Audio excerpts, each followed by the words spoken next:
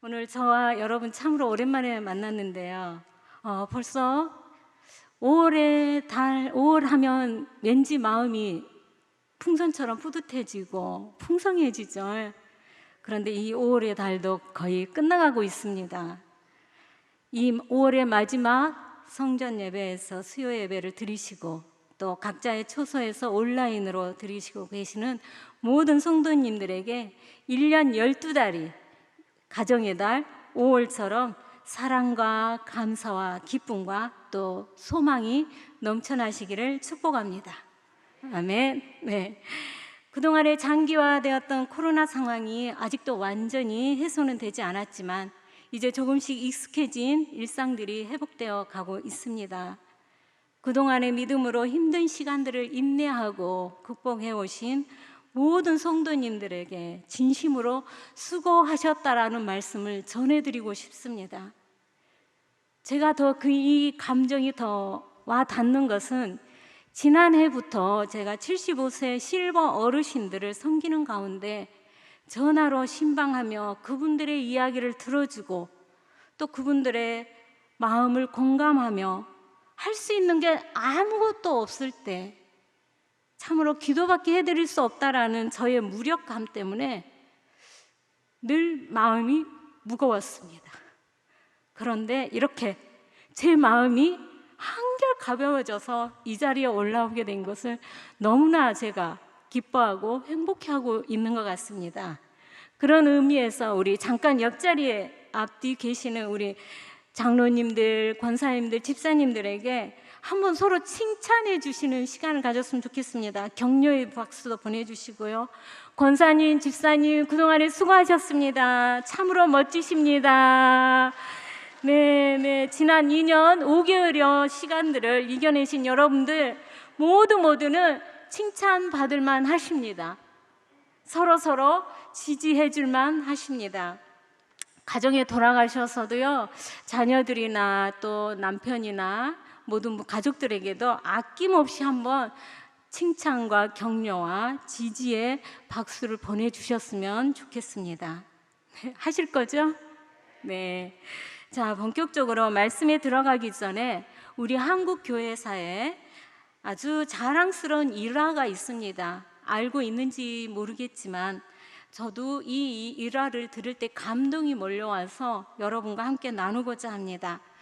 한국 근대사와 더불어서 교회사를 살펴보면은 그렇게 멀리 가지 않아도 우리 주변에 믿음의 어르신들의 신앙의 간증을 들어보면은 가족들의 박해나 핍박 그리고 사회적인 편견과 저항에 맞서면서 믿음을 지켜오신 수많은 눈물과 인내의 스토리를 여러분 들어보신 적 있을 것입니다. 그 가운데 이 하나의 아름다운 이야기입니다. 때는 1890년대 후반입니다. 강화도 북단 홍이마을에 복음이 들어와서 홍이교회가 세워지게 되었습니다. 이 강화도에서는 두 번째로 세워지는 교회입니다. 그런데 이 교회에서의 흥미로운 사실은 이 교회 모든 성도들의 이름의 끝자가 한일자로 끝나는 거예요. 교회를 세우신 분 성함이 박능일 님입니다. 박능일입니다. 그런데 성도들 가운데 권신일, 김경일, 정순일, 주선일, 황량일, 윤정일 등 우연치고는 좀 이상하지 않은가요? 그 내막은 이렇습니다. 홍이마을에 복음이 전해졌을 때 그 마을의 훈장으로 있었던 박능일 씨가 먼저 복음을 받아들이고 자신의 서당을 예배당으로 내어놓습니다. 그리고 그곳에서 교회가 시작되었습니다. 그 마을 사람들이 훈장님의 말씀에 따라 예수를 믿기 시작했는데요.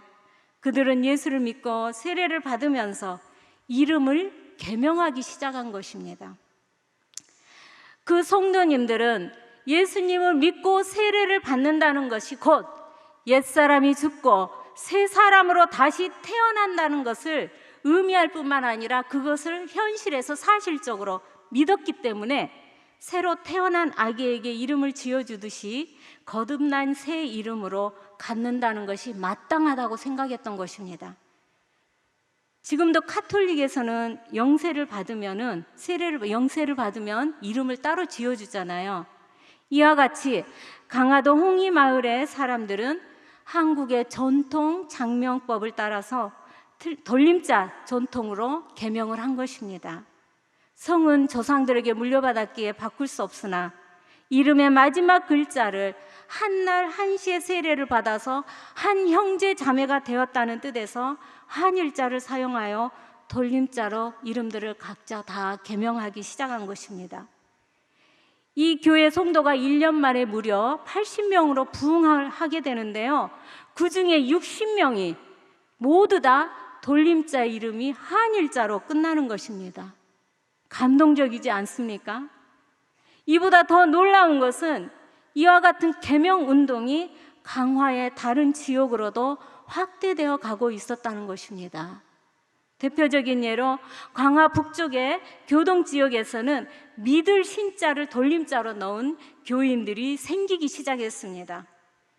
예를 들면 방달신, 서한신, 황열신 등 말입니다. 이들은 족보에까지도 개명한 이름을 올리기까지 했답니다.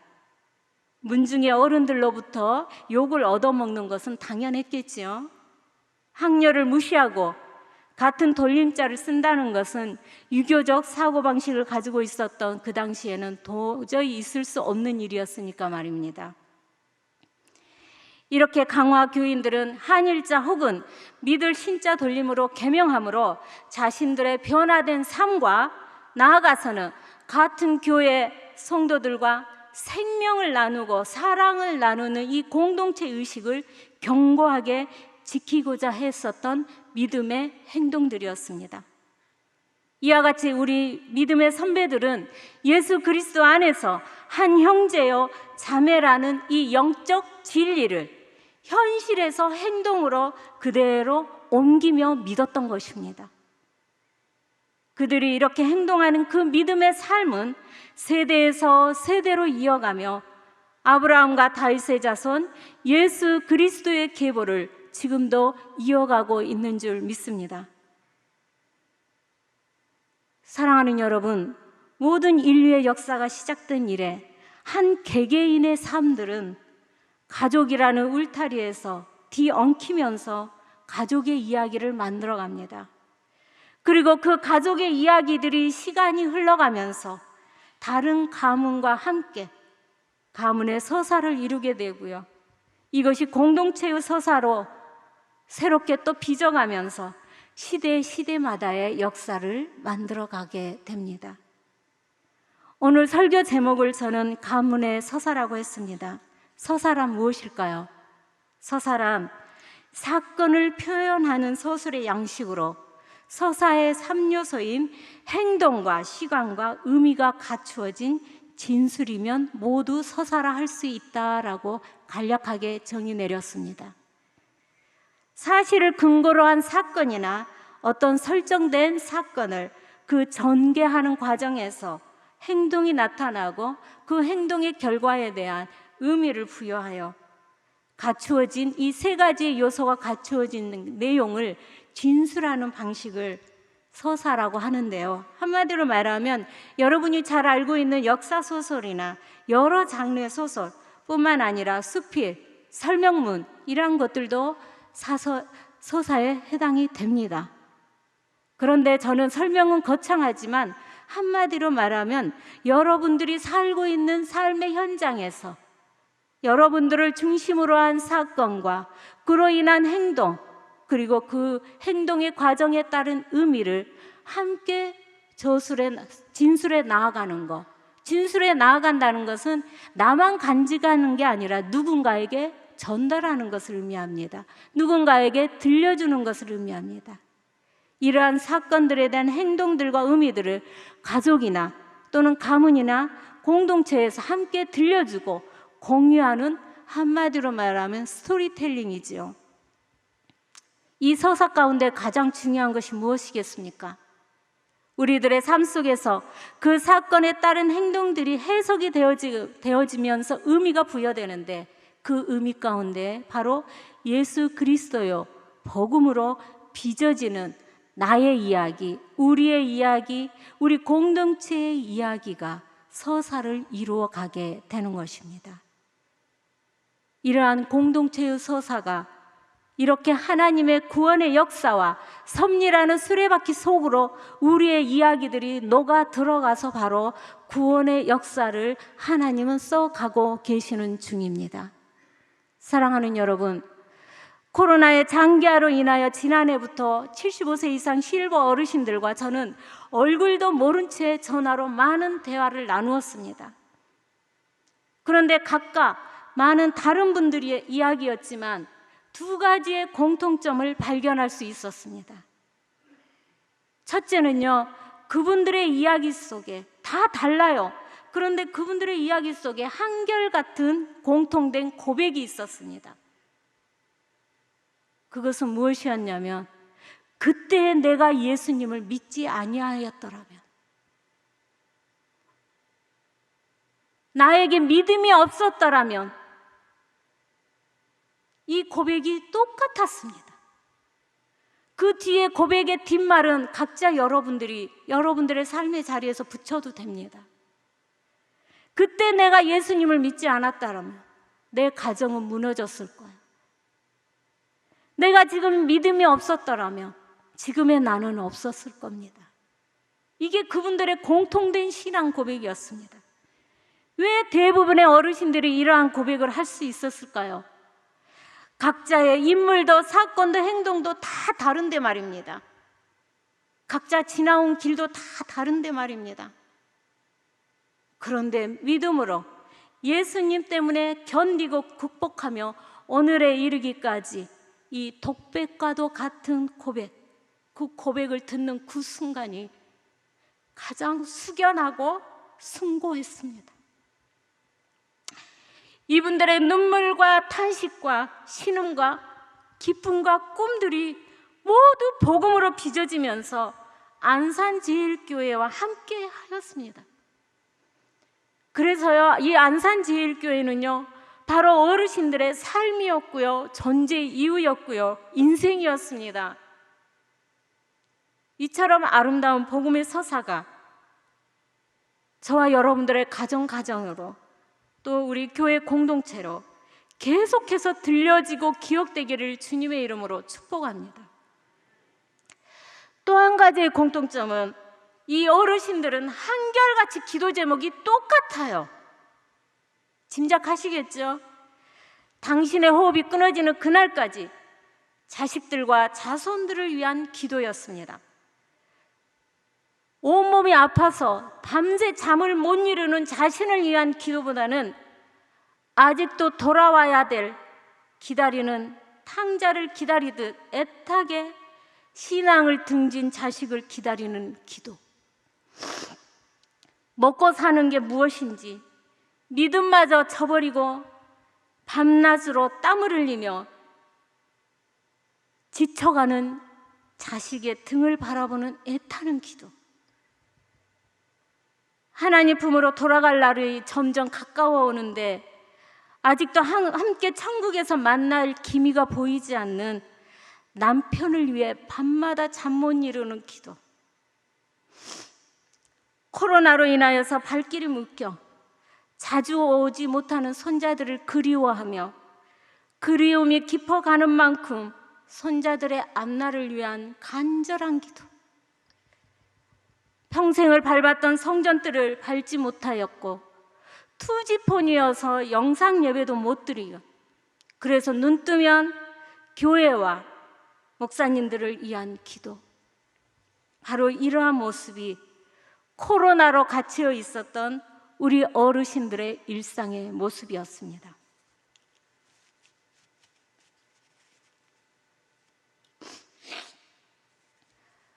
그분들은 결코 교회 역사와 각자 자기 개인의 인생과 분리가 되지 않았습니다. 자신들의 살아온 삶의 이야기를 듣다 보면 어르신들의 삶은 곧 교회였고 예수님이셨구나.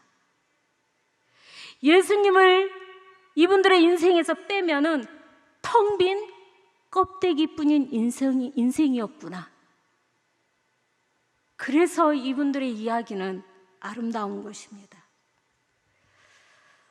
사랑하는 성도 여러분, 우리 부모님 세대들이 이렇게 주님과 함께 집어 삼킬 듯한 거센 풍랑도 거쳐왔고요, 다 타들어가는 재만 남을 것 같은 절박한 불 가운데도 지나왔고요.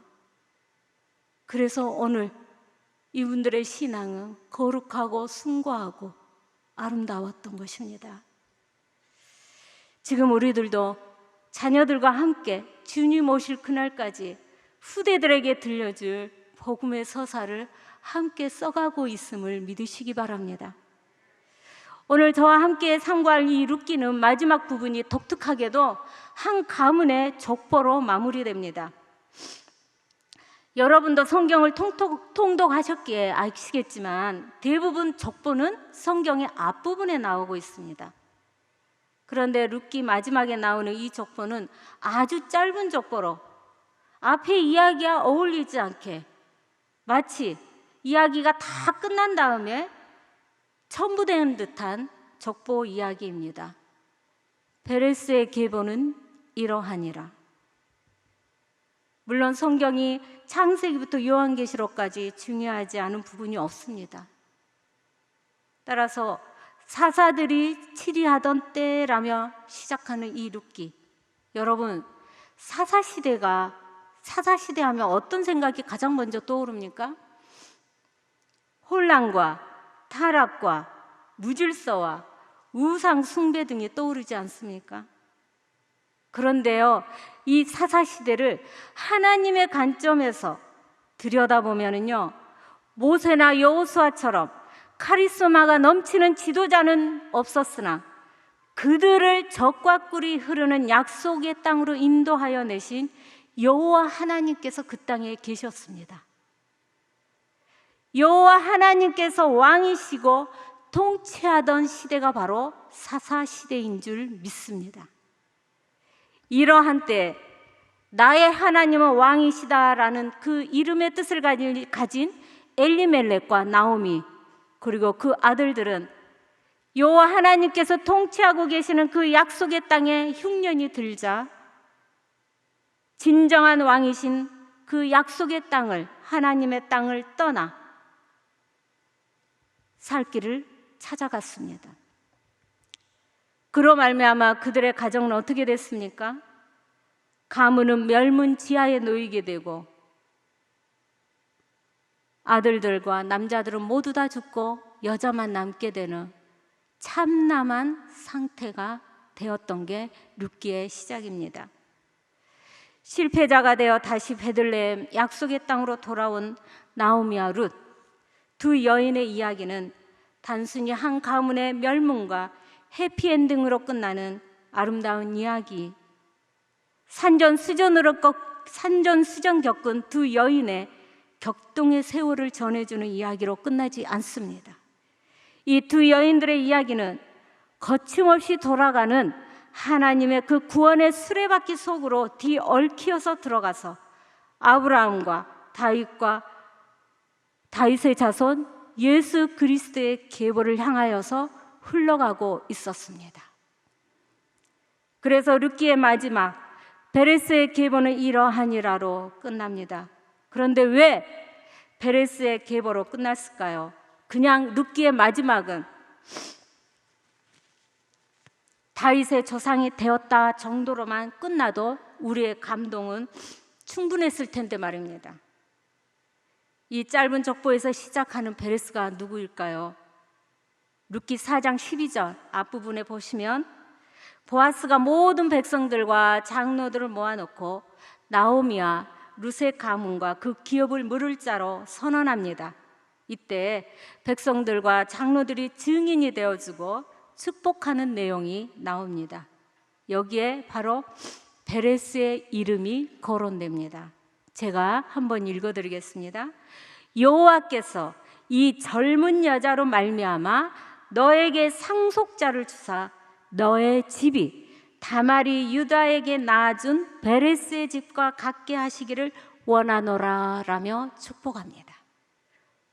그러고 보니 보아스의 조상이 다말이라는 이방 여인이라는 것을 모든 공동체는 알고 있었던 것 같습니다.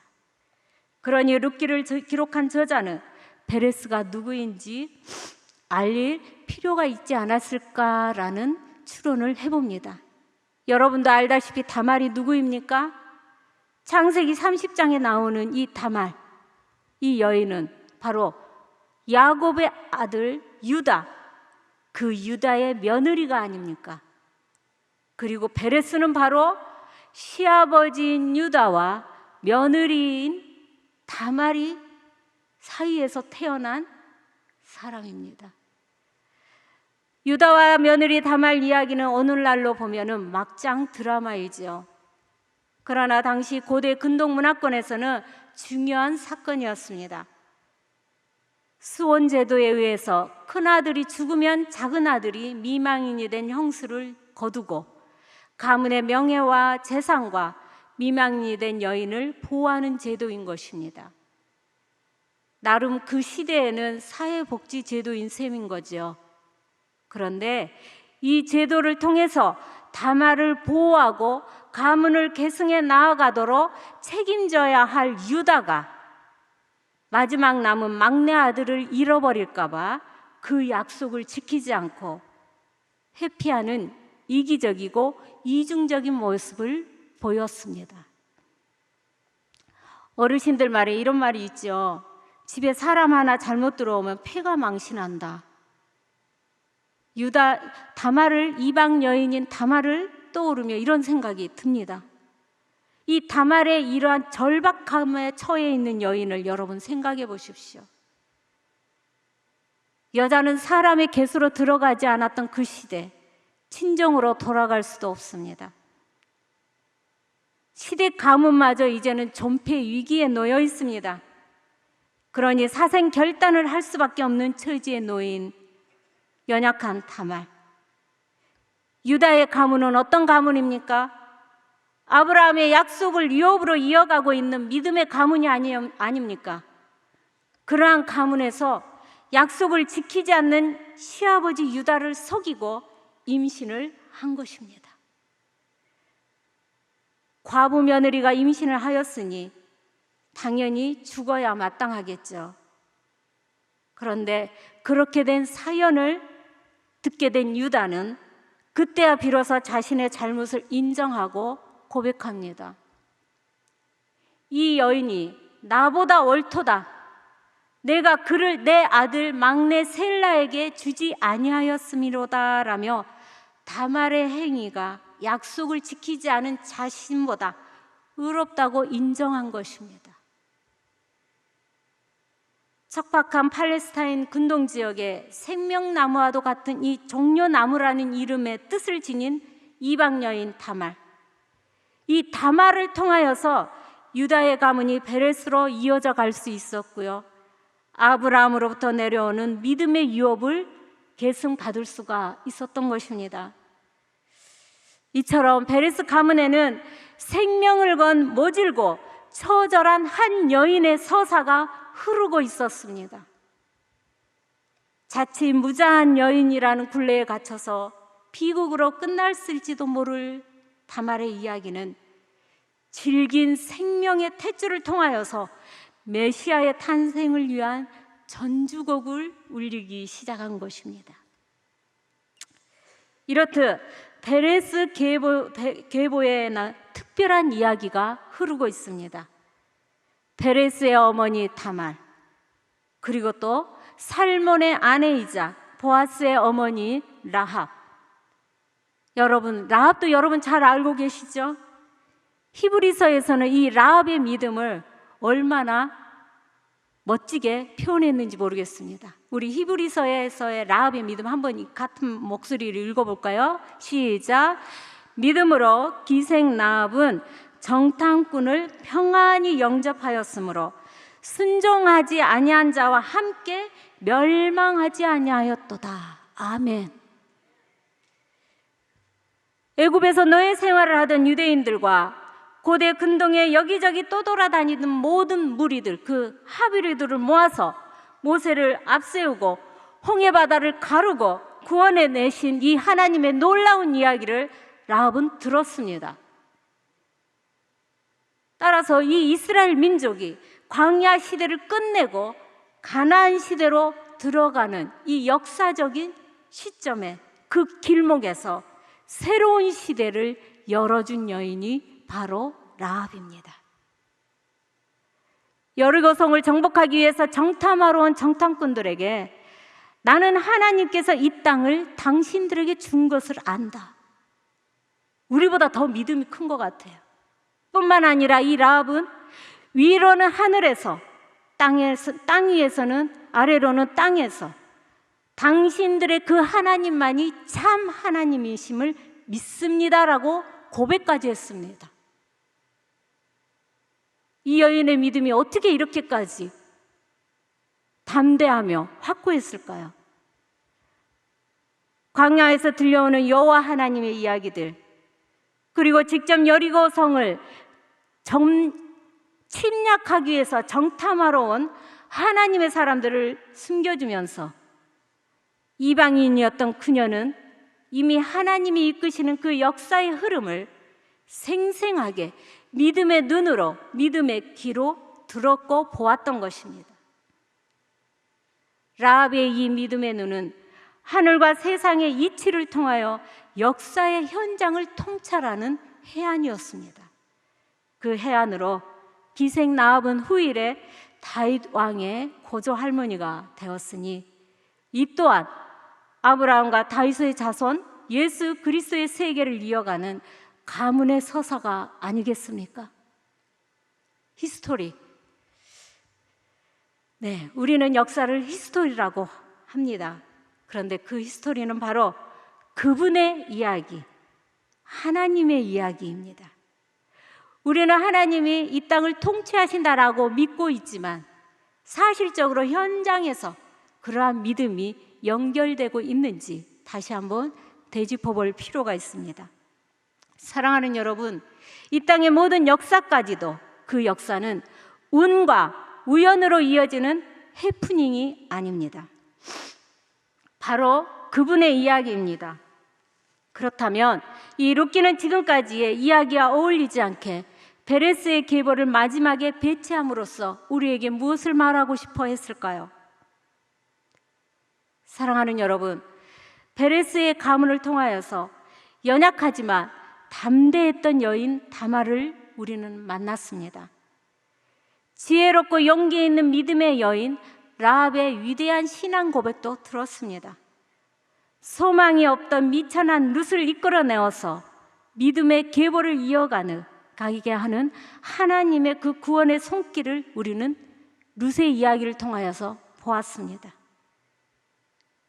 이처럼 사람과 사람이 연결되어 가정을 이루고 그 이야기, 그 사건들은 점점 확장되어서 베레스의 가문의 서사를 이루었고 다윗의 계보를 이어가며 하나님의 스토리가 계속 되어지고 있었던 것입니다.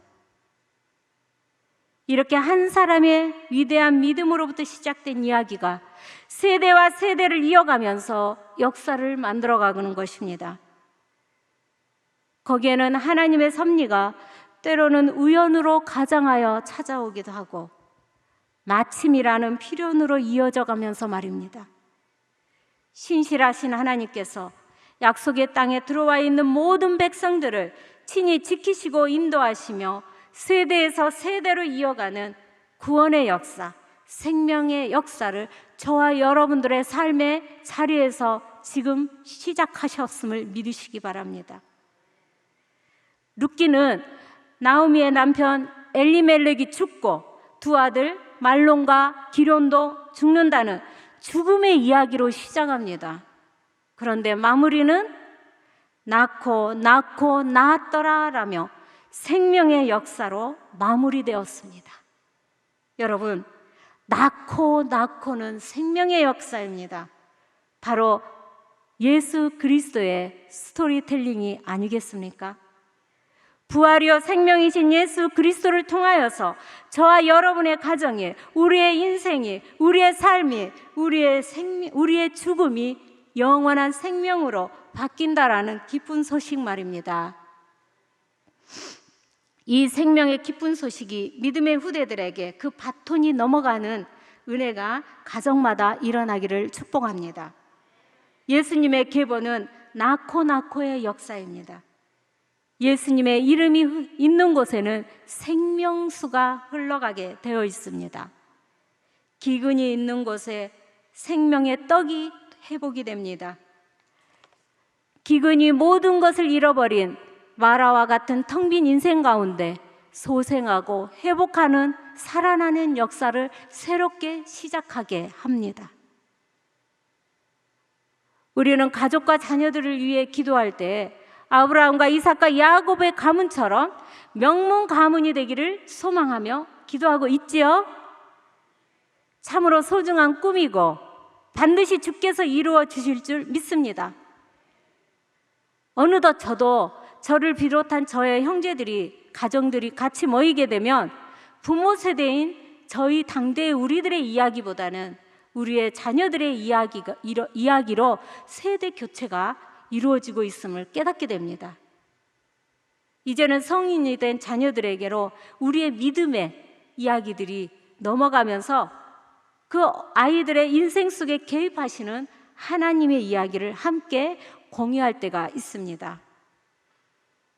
물론 그 이야기들 속에는 성공이라든지 좋은 결과를 보았다라는 이러한 즐거운 이야기보다는요, 우리 아이들과 함께 나누는 그 인생의 이야기 속에는요, 실패, 좌절, 눈물, 고통, 두려움, 원망, 불평, 이러한 것들이 더 많습니다.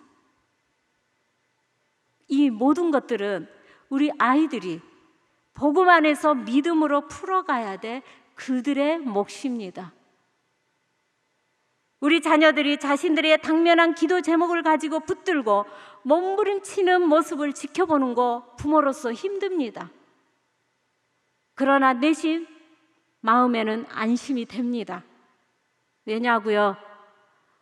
크든 작든 어떠한 상황이든 예수님을 붙잡고 살기 위해 몸부림치는 그들의 이야기 속에 예수의 이야기가 녹아져 있기 때문입니다.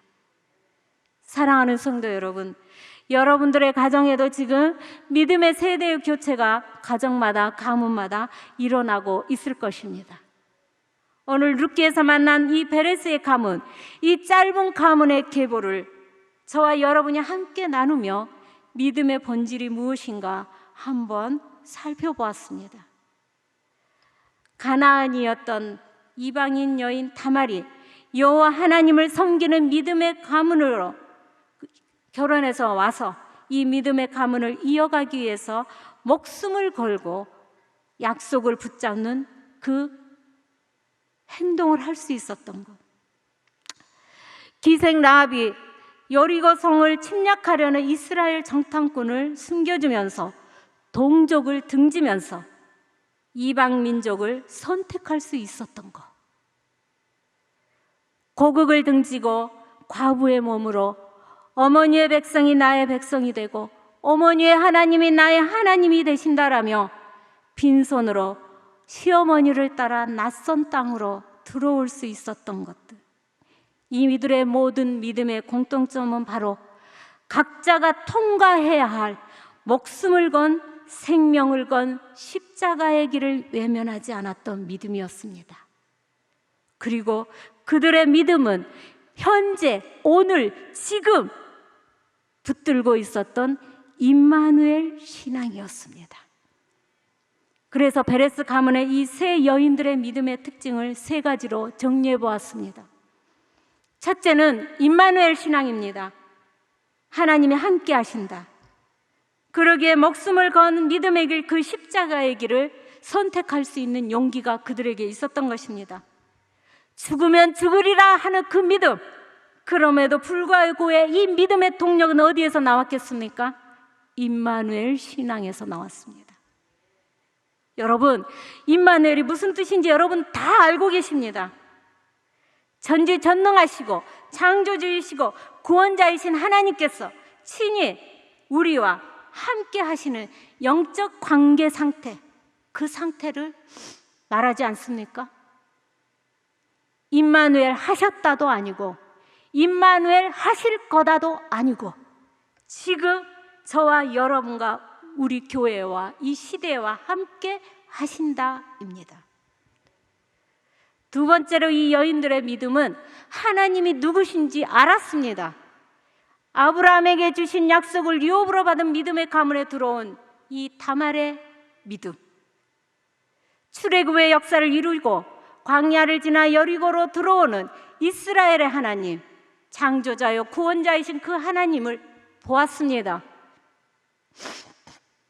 시어머니의 하나님이 나의 하나님이시라며 약속의 땅으로 함께 갈 수 있었던 것은 하나님이 바로 신실하신 하나님이시라는 것을 이들은 믿었습니다. 마지막으로 이 세 여인의 믿음은 자신들의 한계를 인정할 줄 아는 심령이 가난한 여인들이었습니다. 인간은 누구나 죽을 수밖에 없는 존재라는 죽음 앞에 모든 것은 허무하다라는 생명의 한계를 깨달았습니다. 인간이 아무리 바르게 진실하게 의롭게 살려고 해도 그렇게 될 수 없는 존재라는 의로움의 한계도 깨달은 여인들이었습니다. 인생에서 인간이 내가 할 수 있는 것보다 할 수 없는 것이 더 많다라는 것을 깨달은 능력의 한계도 깨달은 참으로 가난한 여인들이었습니다. 사랑하는 여러분, 우리 모두는 동일한 한 가지 소원이 있습니다. 우리 자녀들, 후손들도 계속하여 믿음의 계보를 이어가기를 원하십니다. 그런데 문제는 우리들이나 우리 자녀들의 신앙이 자꾸 흔들리고 있다는 데 있습니다. 가정마다, 가문마다 세대 교체는 일어나고 있는데 하나님의 이야기가 들려지지 않는다는 것입니다. 바로 지금 살아계신 하나님, 이 임마누엘 신앙으로 하나님을 만나야 되는데 삶에서 그 만나는 경험들이 점점 희미해져 가고 있다는 것입니다. 예수를 성경 속의 인물 이야기가 아니라 나의 부모, 우리 가족의 삶, 우리 공동체에서 복음의 눈으로 해석되어져서 임마누엘 예수의 이야기로 들려지지 않고 보이지 않아서입니다. 참으로 아이러니하게도 우리의 자녀들은 교회에서 자랐습니다. 그런데 예수 그리스도 안에서 임마누엘 신앙으로 자라지 못하였습니다. 우리 아이들에게도 각자의 눈높이에 맞는 임마누엘 신앙의 훈련이 필요합니다. 교회에서 신앙 교육으로 부족합니다. 6살의 아이에 맞는 눈높이에 하나님을 보는 눈이 열려야 되겠습니다. 청소년 때 그 질풍노도와 같은 청소년의 시기를 보내면서 그때에도 하나님을 붙들고 자신의 고통과 눈물을 흘려볼 줄 알아야 되겠습니다. 그리할 때 비로소 우리 아이들이 일평생 하나님과 함께 살아가는 인생으로 하나님께서 인도해 주시지 않겠습니까? 고난 가운데 있을 때, 인생의 기근을 만났을 때, 아니 내가 아파서 무너졌을 때, 내 뜻대로 되지 않아 절망 가운데 있을 때, 두려움과 불안으로 나약해져 있을 때 임마누엘 예수를 찾는 신앙, 자녀들이 성장하는 가운데 만나는 수많은 크고 작은 문제들이 있을 때 부모가 대신해서 기도해 주는 것이 아니라 자신 스스로가 먼저 무릎을 꿇으며 어머니, 아버지 기도 부탁드립니다라고 기도 요청해 할 수 있는 임마누엘 신앙이 저와 여러분들의 가정 안에서 회복되시기를 주님의 이름으로 축복합니다. 어떠한 상황에서도 믿음의 세대가 다음으로 넘어가고 있는 이 시점에서 임마누엘 신앙으로 하나님을 찾고 만나는 인생이 곧 그 인생의 이유이자 목적이 되게 하여 주시옵소서. 자신이 감당해야 될, 넘어야 할 십자가와 자신의 몫을 누군가에게 전가하지 않고 스스로 믿음으로 그것을 붙들고 해결하기 위해 몸부림치는 신실한 신앙으로 우리 아이들이 자라가도록, 우리 자녀들이 자라가도록 심령이 가난한 자들이 되게 하여 주시옵소서. 생명력이 없는 죽은 씨앗은 아무리 많이 뿌려도 싹이 나지 않습니다. 무정란은 오래도록 품어도 병아리가 되지 않습니다. 사랑하는 여러분, 저와 여러분이 지금까지 예수가 없었더라면, 믿음이 없었더라면 여기까지 올 수 없었노라고 고백할 수밖에 없었던 우리의 이 소박한 신앙 고백이 우리 아이들에게도, 우리 자녀들에게도 장성하였을지라도 그 아이들의 신앙 고백이 되어야 하지 않겠습니까? 부디 예수 임마누엘 신앙이 회복되어 각자의 삶에서 지고 가야 되는 그 십자가를 회피하지 않고 믿음으로 통과하며 예수 그리스도의 계보를 이어가시는 여러분의 가정과 가문이 되시기를 주님의 이름으로 축복합니다. 다음 주에 우리 교회에서 영유아 세례, 아동 세례를 주일 오후에 모든 공동체 앞에서 실시합니다. 요즘엔 초대교회 때처럼 그렇게 복잡하지 않습니다. 많이 간소해졌습니다. 그렇다고 의미가 바뀐 것은 아니겠습니다. 그런데 요즘에 세례의 의미마저 퇴색되고 있지 않나라는 우려 가운데 우리 교회에서 정말 믿음의 결단을 하시고 새롭게 시작하는 세례 의식입니다. 모든 세대, 모든 공동체 앞에서 우리 영유아 아동 세례가 저희와 함께 동참하는 세례 의식입니다. 한 아이의 세례 의식으로 끝나지 않고, 한 가정으로 끝나지 않고, 그 가정이 모아서 함께 공동체가 되어서 우리 안산제일교회를 통하여 이루어가고 계시는 하나님의 복음의 서사가 다음 주 오후에 또 하나의 획을 끊게 됩니다. 이 세례의식을 통해서 우리 아이들이 임마누엘 신앙으로 자라가기를 저와 여러분이 함께 동참하고 기도하며 하나님께 영광 올려드리는 은혜의 시간이 되시기를 바랍니다. 네, 다 같이 기도하겠습니다. 사랑의 하나님 감사합니다. 베레스의 가문을 통해서 아브라함과 다윗의 자손 예수 그리스도의 세계를 보여주신 하나님, 다시 한번 우리 가정과 가문 그리고 공동체 가운데에서 예수 임마누엘 신앙이 회복되는 부흥이 일어나게 하여 주옵소서.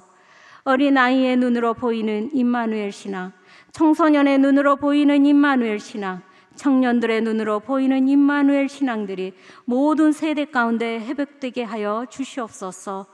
이들의 인생이 하나님의 역사 가운데에서 함께 이루어 나아가고 있는 복음의 서사가 되는 영광이 이들의 삶의 자리에서 나타나게 하여 주시옵소서.